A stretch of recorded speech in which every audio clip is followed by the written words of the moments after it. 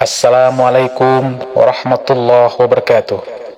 Pertama-tama, marilah kita memanjatkan puji dan syukur kehadirat Allah Subhanahu wa Ta'ala, Tuhan yang Maha Kuasa, karena atas rahmatnya kita sekalian dapat memperingati Hari Pendidikan Nasional tahun 2025 dalam suasana yang penuh kedamaian dan kebahagiaan. Peringatan Hari Pendidikan Nasional bukan sekedar seremonial tahunan yang ditandai dengan upacara bendera dan berbagai ragam lomba. Hari Pendidikan Nasional merupakan momentum untuk kita meneguhkan dan meningkatkan dedikasi, komitmen, dan semangat untuk memenuhi amanat konstitusi, yaitu mencerdaskan kehidupan bangsa dengan memberikan layanan pendidikan yang terbaik, bermutu, dan berkemajuan bagi seluruh anak bangsa. Undang-Undang Dasar 1945 menegaskan bahwa setiap warga negara berhak mendapatkan pendidikan. Di dalam Undang-Undang Sistem Pendidikan Nasional Nomor 20 Tahun 2023 disebutkan bahwa setiap warga negara berhak mendapatkan pendidikan yang bermutu. Sesuai amanat konstitusi, tidak boleh ada diskriminasi atas dasar agama, fisik, suku, bahasa, ekonomi, jenis kelamin, domisili, dan sebab-sebab lain yang menyebabkan seseorang kehilangan kesempatan memperoleh pendidikan. Pendidikan adalah hak asasi dan hak sipil yang melekat dalam diri setiap insan, baik sebagai pribadi maupun warga negara. Pada hakikatnya, pendidikan adalah proses membangun kepribadian yang utama, akhlak mulia, dan peradaban bangsa.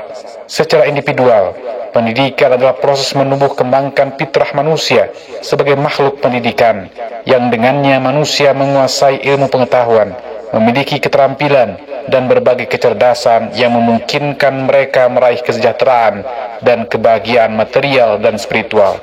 Dalam konteks kebangsaan, pendidikan adalah sarana mobilitas sosial politik yang secara vertikal mengangkat harkat dan martabat bangsa. Karena itu, sangat tepat ketika Presiden Prabowo menempatkan pendidikan sebagai prioritas, sebagaimana disebutkan dalam Asta Cita keempat. Presiden Prabowo berkomitmen membangun sumber daya manusia yang kuat sebagai aktor dan agen perubahan yang mengantarkan Indonesia menjadi bangsa dan negara yang adil dan makmur. Melalui pendidikan, Presiden Prabowo berkomitmen memutus mata rantai kemiskinan. Presiden bertekad memajukan pendidikan melalui revitalisasi sarana dan prasarana pendidikan, pembelajaran digital, dan peningkatan kualitas, kualifikasi, serta kinerja guru melalui pemenuhan kualifikasi, peningkatan kompetensi, dan kesejahteraan. Dengan cara demikian, guru diharapkan dapat menjadi agen pembelajaran dan agen peradaban. Para guru tidak hanya menjadi fasilitator pembelajaran, tapi juga mentor dan konselor para murid. Guru adalah orang tua yang senantiasa berada di sisi para murid dalam suka dan duka, serta membantu para muridnya mencapai cita-cita luhur.